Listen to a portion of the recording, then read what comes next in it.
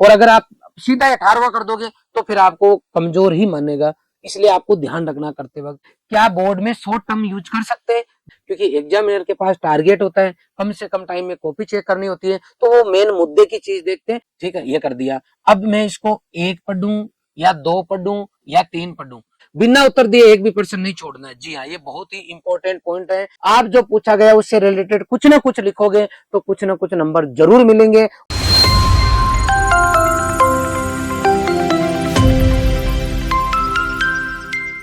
सभी को नमस्कार। आज का वीडियो बहुत इंपॉर्टेंट है उन बच्चों के लिए जो बोर्ड की परीक्षा में शामिल होने जा रहे हैं। जी हाँ, आइए हम जानते हैं कि कॉपी में आप जब बोर्ड के एग्जाम में बैठते हो तो किस तरीके से लिखें कि आपके पूरे में से पूरे नंबर आए।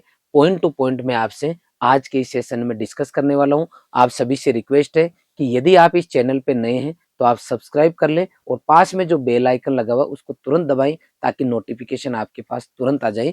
आइए आज के सेशन में हम आगे बढ़ते हैं ताकि आपके 12वीं बोर्ड में 10th बोर्ड में बहुत अच्छे नंबर आए।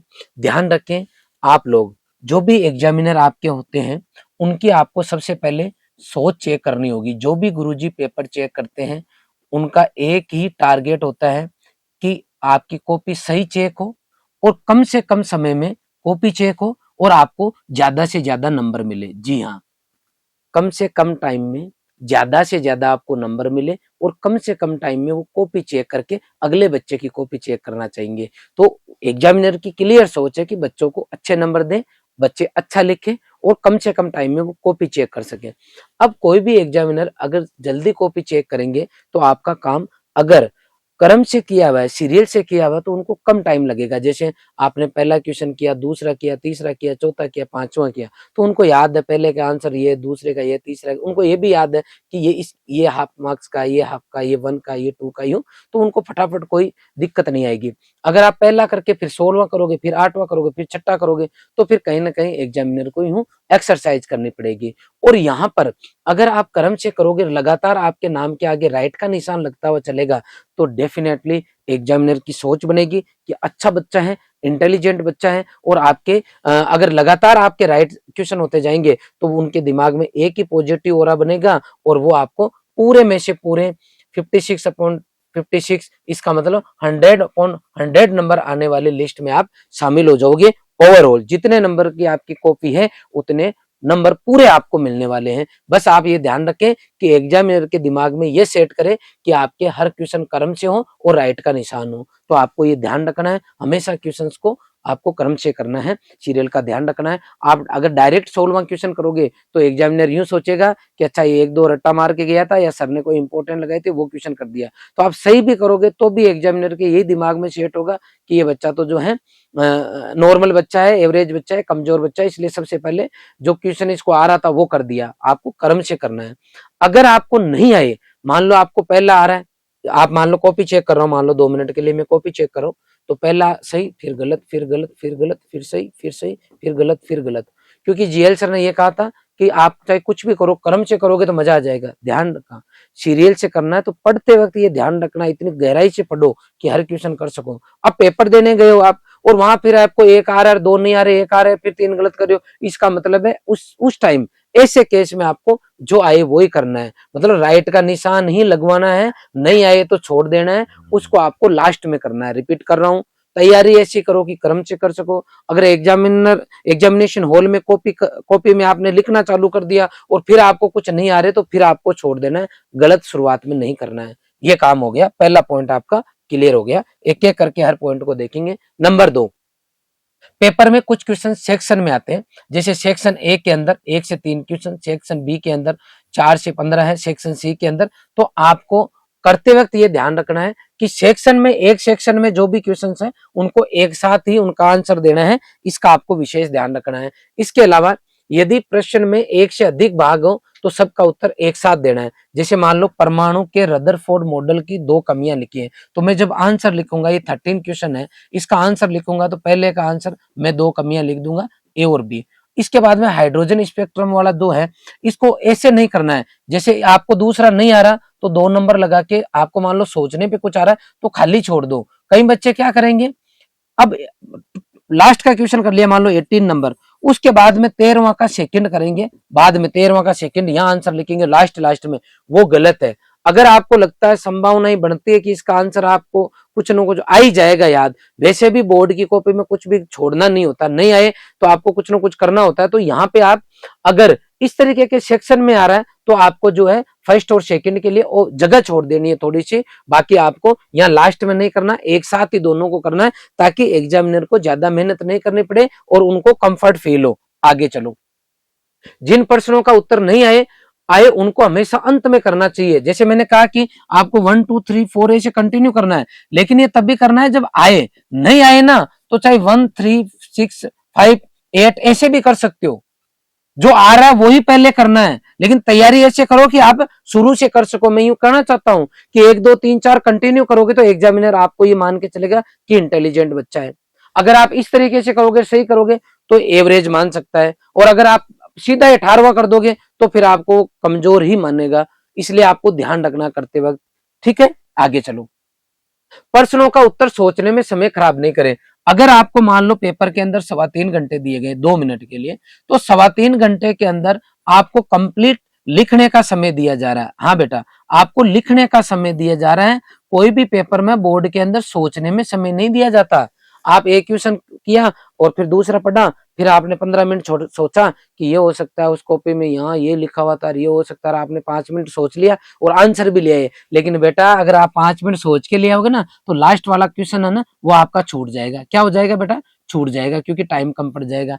इसलिए पेपर के अंदर आपको ध्यान रखना है, जो जो आए उनको अच्छे से करना है, सोच के करना है, वो लास्ट के काम है, नहीं तो लास्ट में जो आ रहा है वही छूट जाएगा। आपको ध्यान रखना है इस बात का। आगे चलो, डेरिवेशन वाले कोई पर्सन है तो उनमें ज्यादा टाइम खराब नहीं करें, ध्यान रखें। जो भी डेरिवेशन वाले हैं उन पर आप घर पर पहले से प्रैक्टिस कर लो। लगभग बच्चे को आइडिया रहता है कि हर चैप्टर से ये 4 तरह के डेरिवेशन आते हैं। आप पीवाई के पुराने देखोगे वहां आपको पता लग जाएगा। तो आपको ये विशेष ध्यान रखना है कि डेरिवेशन वाले जो भी क्वेश्चन है उनकी पहले प्रैक्टिस कर लेनी है और फटाफट करके उनको फ्री कर देना है। डेरिवेशन के चक्कर में ज्यादा समय खराब नहीं करना है।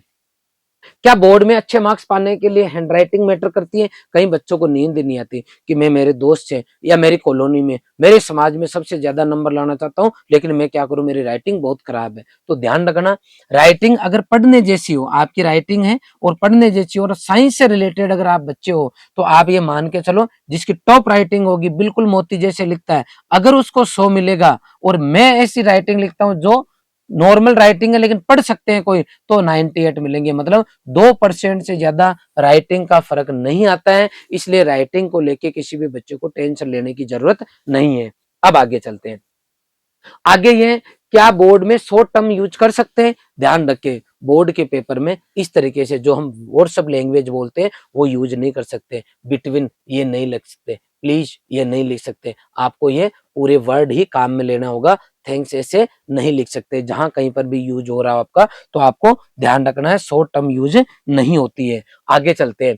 इंपॉर्टेंट वर्ड को अंडरलाइन करें। जैसे कोई मान लो आपके पास तीन लाइन का है, मान लो लगभग 30 वर्ड का कोई आंसर है, या फिर 20 वर्ड का कोई आंसर है, 70 वर्ड के लिए आपको कोई मैटर लिखना है, तो उस केस में आपको हर 3 से 4 लाइन के बाद में 3 लाइन के ऊपर ये मान के चलो एक अंडरलाइन, जो कि विशेष तौर पे पेपर में पूछी गई है, क्वेश्चन में पूछी गई है, उसके अंडरलाइन करना है। क्योंकि एग्जामिनर के पास टारगेट होता है, कम से कम टाइम में कॉपी चेक करनी होती है, तो वो मेन मुद्दे की चीज देखते हैं। अगर आपने मेंशन की है तो आपको राइट करके तुरंत नंबर दे देंगे। इसलिए आपको ध्यान रखना है, अंडरलाइन जरूर करना है। प्रत्येक प्रश्न का उत्तर 2 लाइन छोड़ कर दे। अगर मान के चलो 4 से 5 लाइन के अंदर आप आंसर दे रहे हो, किसी क्वेश्चन का पूछा है, इतने 40 से 50 वर्ड में पूछा है, या फिर 70 से 80 वर्ड में पूछा है, आंसर के लिए 4-5 लाइन आपको चाहिए, जरूरत पड़ रही है, तो उसके बाद में नया क्वेश्चन जो है 2 लाइन छोड़ के उसका उत्तर शुरू करें, ताकि थोड़ा सा गैप रहे। यहाँ पे एक पॉइंट मैं और भी बताना चाहूंगा आपको कि आप क्वेश्चन नंबर लगाते हैं या उत्तर नंबर लगाते हैं, तो आपको आंसर नंबर में ध्यान रखना है। जैसे आपने लिख दिया, फटाफट जल्दी जल्दी में कर दिया आपने, जैसे ये लिख दिया, ठीक है, ये कर दिया। अब मैं इसको 1 पढ़ूं या 2 पढ़ूं या 3 पढ़ूं, एग्जामिनर यही सोचेगा कि ये बच्चे ने क्या लिखा है। इसका मतलब नंबरिंग का ध्यान रखना है। 1 नंबर लिख रहे हो तो आपको प्रॉपर 1 नंबर का उत्तर लिखना है, 2 नंबर लिख रहे हो तो प्रॉपर 2 ही दिखना चाहिए, 3 लिख रहे हो तो 3 दिखना चाहिए। इसमें ऐसा नहीं कि ना अब इसको क्या समझूं मैं, बताओ, इसको मैं 3 शब्द, मैं दिमाग पे थोड़ा जोर डालू कि 3 है तो ये 3 नजर आ जाएगा, मैं थोड़ा दिमाग पे जोर डालू 2 है तो 2 नजर आ जाएगा, थोड़ा और दबाव डालू और दिमाग में इमेज बना लू कि 1 है तो बोलो इसको आप 1 भी बोल दोगे। इसका मतलब इसमें तो टीचर का दिमाग खराब हो ना, कॉपी चेक करने वाले का कि क्या रामायण लिखी है। इसका मतलब ये हुआ कि यहाँ पे आपको ध्यान रखना है, नंबरिंग प्रॉपर करनी है। ये मुझे याद आ गया इसलिए पॉइंट आपको मैंने बता दिया। आगे चलो, पेज के अंत में 2-3 लाइन रहने पर नए पेज से शुरू करें। अगर आपका आंसर दे रहे हो आप और बड़े क्वेश्चन है आपके और 2-3 लाइन पीछे रह भी रही है तो उनको आप छोड़ सकते हो, नए से शुरू करना आपको। प्रत्येक प्रश्न को सावधानी पूर्वक पढ़े और उत्तर लिखते समय शब्द सीमा का ध्यान रखें। शुरुआत में मान लो आपके पास 2 लाइन के अंदर आंसर देना है या 1 वर्ड में ही देना आंसर या फिर 3 लाइन में देना है, तो बच्चा यहाँ क्या करता है, जैसे मान लो आपके मेंडल का जो एक्सपेरिमेंट है उसके कोई 2 कमियां पूछ ली आपको कि 2 कमियां बता दो मान लो, तो आपको 2 कमियां पता तो आपने क्या किया, पूरा मेंडल का एक्सपेरिमेंट भी लिख दिया और 2 की जगह 10 कमियां लिख दी, प्लस पॉइंट भी लिख दिए, माइनस भी लिख दिए। 2 नंबर का क्वेश्चन था, आंसर आपने इतना बढ़िया लिखा, आप अपनी इमेज छोड़ना चाहते हो, एग्जामिनर को ये बताना चाहते हो कि मैं बहुत इंटेलिजेंट हूँ। आपने पूछा 2 ही है लेकिन मैं 2 पेज भर रहा हूँ, तो 2 पेज भर दोगे ना तो आगे जहां 2 पेज भरने के लिए कोई क्वेश्चन दिए हुए आगे जो आपको डिस्क्राइब करने हैं डिटेल में, वहां पे आपको छोड़ के आने पड़ जाएंगे। इसका मतलब है शब्द सीमा का ध्यान रख के बेटा, आपको हर कुछ नहीं लिखना है, जो जितना पूछा उतना ही लिखना है। 3-4 नंबर वाले प्रश्नों का उत्तर बिंदु फॉर्मेट में लिखिए। हाँ, जैसे पूछ लिया आपको कि मूंगफली के कोई 4 रोग लिखिए, मूंगफली के कोई 4 रोग लिखिए, तो आपको फॉर्मेट में लिखना है नंबर 1, नंबर 2, नंबर 3, नंबर 4, ऐसे आपको 4 अलग अलग लिखना है। केवल पैराग्राफ टाइप नहीं लिखना है। मैं वापस रिपीट कर रहा हूं कि आपको टू दी पॉइंट चीजें लिखनी है, क्लियर लिखनी है, ताकि एग्जामिनर को कम से कम टाइम लगे और आपकी कॉपी में अच्छे नंबर आ जाए। पेपर निर्धारित समय से पहले पूर्ण कर ले, ये बहुत इंपॉर्टेंट बात है। आपको मान लो जो भी टाइम मिल रहा है 15 मिनट पहले कर लेना है, और इस टाइम आपको क्या करना है, क्रॉस चेक करना है। क्रॉस चेक करना है मतलब पहले आप पेपर में क्वेश्चन देखोगे, फिर आप उत्तर में भी चेक करोगे कि पहले का उत्तर लिखा कि नहीं लिखा, फिर दूसरा, फिर तीसरा, फिर चौथा, ऐसे मान लो टोटल आपके 2 मिनट के लिए मान लो 20 क्वेश्चन आए हैं किसी पेपर में, तो 20 के 20 पेपर में भी देखना है और आंसर भी देखना है। ये इसलिए बोल रहा हूं क्योंकि बेटा कई बार क्या होता है, 1 number, 2 number, 3 number, 4 number, 5 number, 6 number, तो पहला आ गया, दूसरा आ गया, तीसरा आ गया, आपने कर लिया, कई बार चौथा कर लिया, क्वेश्चन पढ़ लिया और उसका आंसर दिमाग में, लेकिन लिखना भूल गया, सीधा 5वां और पढ़ दिया, तो अपन 5वां करना चालू कर देंगे। चौथा अपने दिमाग ने तो सोल्व कर दिया, अपन अपने से हो गया, अभी यहाँ चौथा का आंसर ये है, लेकिन आप उस कॉपी में करना भूल जाते हो। ऐसा अक्सर आपके साथ हुआ होगा। इसलिए आप क्रॉस चेक करोगे, 15 मिनट का टाइम रहेगा, तो क्रॉस चेक में जैसे ही वो चीज पकड़ में आई और लास्ट में जाते सीधा आप चौथे का आंसर लिख दो। अगर आप क्रॉस चेक नहीं करोगे, आपके दिमाग में नहीं मैंने पूरे किए हैं, आप कई बार राइट का निशान भी लगा दोगे, लेकिन फिर भी वो क्वेश्चन छूट जाता है, ध्यान में ही नहीं रहता। तो आपको क्रॉस चेक करना है, कॉपी खोल के पहला का और आंसर पहले का, दूसरा, दूसरे का आंसर तीसरा, तीसरे का आंसर चौथा, आंसर वह नहीं है, इसका मतलब ये छूट गया अपना, ये पीछे जाके कर दो। 15 मिनट का अपने पास टाइम होना चाहिए, विशेष ध्यान रखना बेटा इस बात का। आपको न्यूमेरिकल प्रश्नों का उत्तर देते वक्त आपको मात्रक जरूर लिखना है। जैसे मान लो किलोमीटर है, मीटर है, जो भी आपकी यूनिट है वो आपको जरूर लिखना है। सेकंड है, अगर आप नहीं लिखोगे ना, मिनट है नहीं लिखोगे ना आप, तो आपको जो है नंबर कम मिलेंगे, और कहीं ना कहीं आपको जिसमें यूनिट नहीं लिखोगे तो आपके नंबर डेफिनेटली काट दिए जाएंगे। जैसे आपको मान लो ये पूछ लिया जाए कि जो है बाजरे की बुआई जो की जाती है वो कितने सेंटीमीटर तक की जाती है। अब बच्चे ने लिख दिया 5 या किसी ने लिख दिया 3, अब 3 मीटर, किलोमीटर, सेंटीमीटर क्या है ये अपने को पता होना चाहिए। आगे बात समझ में, तो आपको जैसे पूछ लिया चाल की जो है स्पीड पूछ ली, स्पीड, अब स्पीड आपने लिख दिया 5, अब 5 किलोमीटर प्रति घंटा, 5 मीटर प्रति घंटा, 5 मीटर प्रति सेकंड क्या लिखा है वो आपको यूनिट के बिना केवल डिजिट का कोई लॉजिक नहीं होता है। आगे बात समझ में, आगे चलते।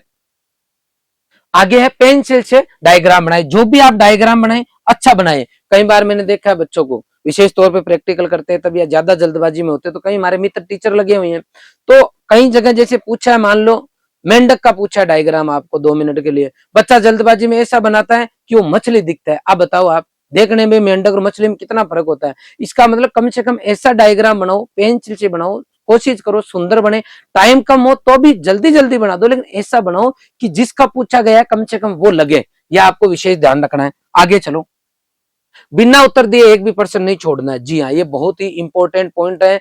जो भी बच्चे 12वीं बोर्ड की क्लास में, 10th की बोर्ड की क्लास में शामिल हो रहे हैं, उनको ध्यान रखना है कि वहां नेगेटिव मार्किंग नहीं है। नीट जी या फिर आप जेड सीयूटी का एग्जाम देते हो, नहीं आ रहा फिर भी करके आते हो तो नेगेटिव होता है। यहाँ थ्योरेटिकल के अंदर आपका कुछ भी नेगेटिव नहीं होना।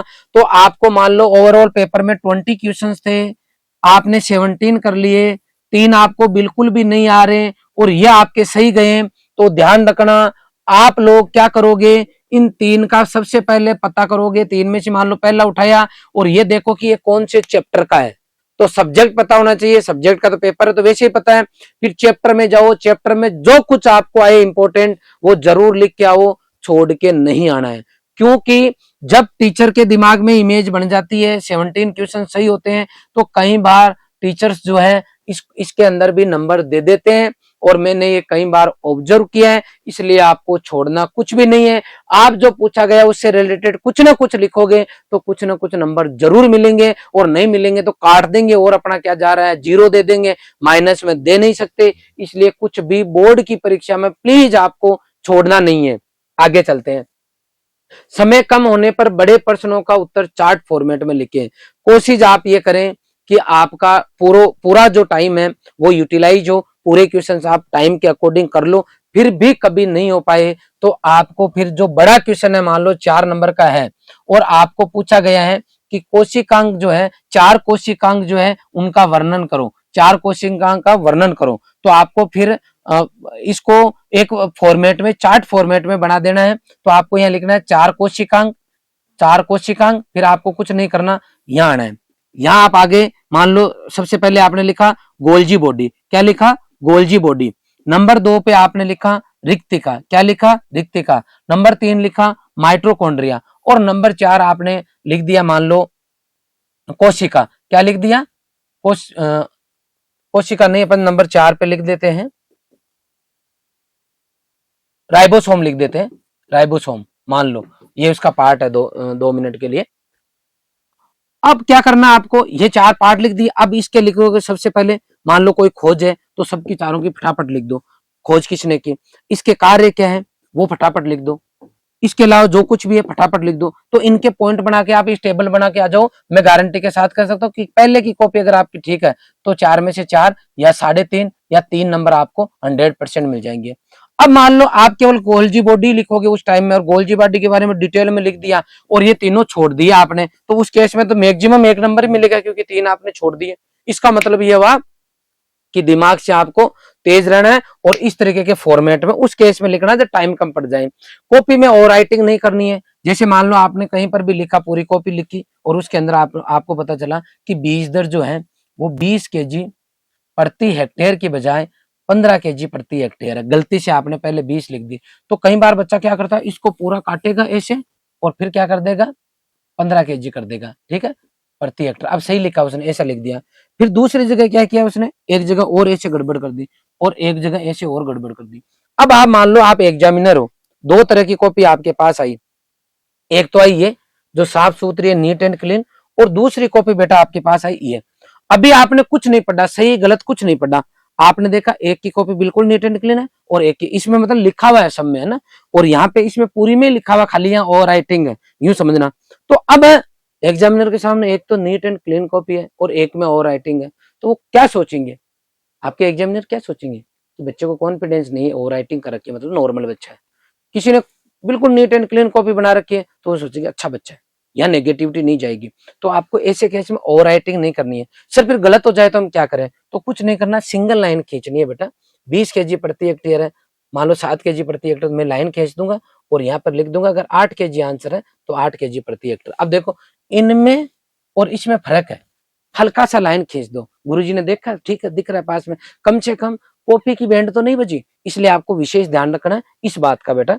ये ओवरऑल मैंने आपको पॉइंट लगभग बता दिए हैं कि आपको 12वीं बोर्ड में या 10th बोर्ड में कॉपी में लिखते वक्त इन विशेष बातों का ध्यान रखना है। और आप हमारी यहाँ जो रॉयल की टीम है, रॉयल में जो बच्चे पढ़ते हैं उनको हम इसी तरीके से तैयारी कराते हैं। उसी का नतीजा है कि लास्ट ईयर हमारे 95% से ऊपर 13 बच्चे आए, 90% से ऊपर 139 बच्चे रहे और 85% से ऊपर 312 बच्चे रहे और 80% से ऊपर हमारे यहाँ से 400 प्लस बच्चे रहे। मैं आप सभी बच्चों को ये कहना चाहता हूँ कि साइंस ऐसा सब्जेक्ट है जिसमें प्रॉपर लिखते हो, प्रॉपर दिमाग लगाते हो तो 101% आपके अच्छे परसेंटेज बनेंगे। सबसे बड़ी बात ऐसी है कि बहुत सारे ऐसे बच्चे हैं जिनके 55%, 45% और 56% ऐसे थे और उनके 90 प्लस परसेंटेज बने। और बहुत सारे ऐसे बच्चे हैं जो 12वीं के साथ में नीट, जी, जेड, सीयूटी जो परीक्षाएं हैं उनको करेक्ट करके 12वीं के साथ में सिलेक्ट हुए। तो ऐसे बच्चे जो 12वीं के अंदर पढ़ना चाहते हैं या अभी पढ़ रहे हैं, उन बच्चों के लिए एक और मैं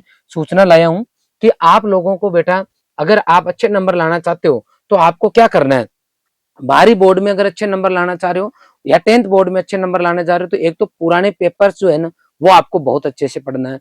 इसके अलावा नंबर 2, पुराने पेपर के अलावा आपको मॉडल पेपर की प्रैक्टिस कर लेनी है ताकि आपको ये आइडिया लगे कि किस तरीके के क्वेश्चन इस बार पूछे जा सकते हैं। तो आप लोगों के पास अगर पेपर नहीं है तो आप इनको क्यूआर कोड को स्कैन कर लो, 1 रुपया चार्ज लगेगा, आपको यहाँ से जो है पेपर अवेलेबल हो जाएंगे। ऐसे बच्चे जो 10th में पढ़ रहे हैं, 11th में कोई किसी अच्छे इंस्टीट्यूट की खोज में, आप 11th में और 12th में किसी अच्छे इंस्टीट्यूट में आना चाहते हो तो रॉयल इंस्टीट्यूट उदयपुर में 11th-12th के एडमिशन स्टार्ट हो चुके हैं। क्लासेज आपकी 1 अप्रैल से चलेगी। और ऐसे बच्चे जो 12वीं में पढ़ रहे हैं और क्रैश कोर्स करना चाहते हैं तो 12वीं के एग्जाम के जस्ट अगले दिन 5 मार्च से हमारा क्रैश कोर्स शुरू हो जाएगा। कोटा और उदयपुर दोनों ब्रांच पे क्रैश कोर्स चलेगा। तो जो बच्चे इस संस्थान के साथ जुड़ना चाहते हैं अपना रजिस्ट्रेशन करवा लें और कंटिन्यू अपने 12वीं बोर्ड की तैयारी जारी रखें। आपको ये वीडियो कैसा लगा आप कमेंट सेक्शन में जरूर बताएं। और भी आपको कोई डिमांड है बोर्ड से रिगार्डिंग तो आप कमेंट सेक्शन में कमेंट करें, मैं वीडियो बना के आपको जरूर जो है इसकी जानकारी दूंगा। धन्यवाद।